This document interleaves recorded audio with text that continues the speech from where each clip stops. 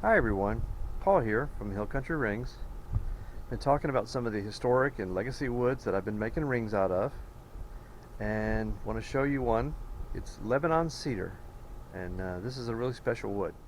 My brother-in-law, who's Lebanese, on a trip back to Lebanon to visit his family, was gifted a piece of Lebanon cedar from his parents. It was a piece of a tree, kind of a slice out of a tree that had a carving on it. It was about 4 inches thick.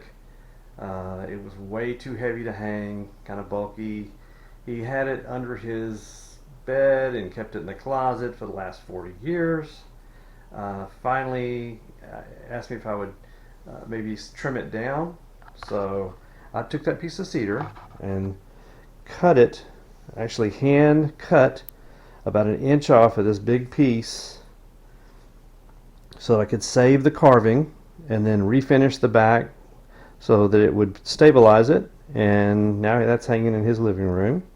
And he gifted me all the rest of the cedar. So this is a big hunk of actual Lebanese cedar from the cedars of Lebanon. It was harvested well over 40 years ago, and I use it to make rings. What I do is I cut it on the bandsaw. I cut it into into two square pieces. Then I cut these little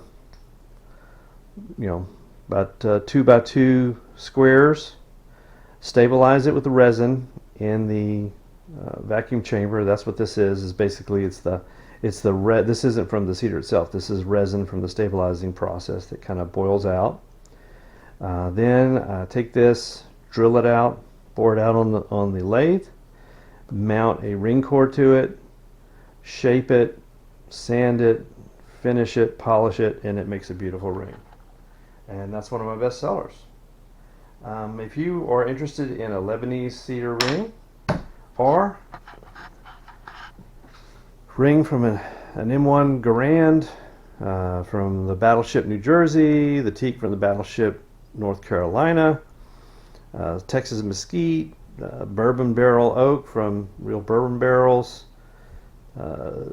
New Mexico pinyon pine, desert ironwood, Hawaiian koa.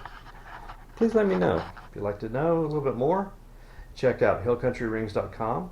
It's a link to my Etsy site, and I'd love to make a ring for you. Thanks.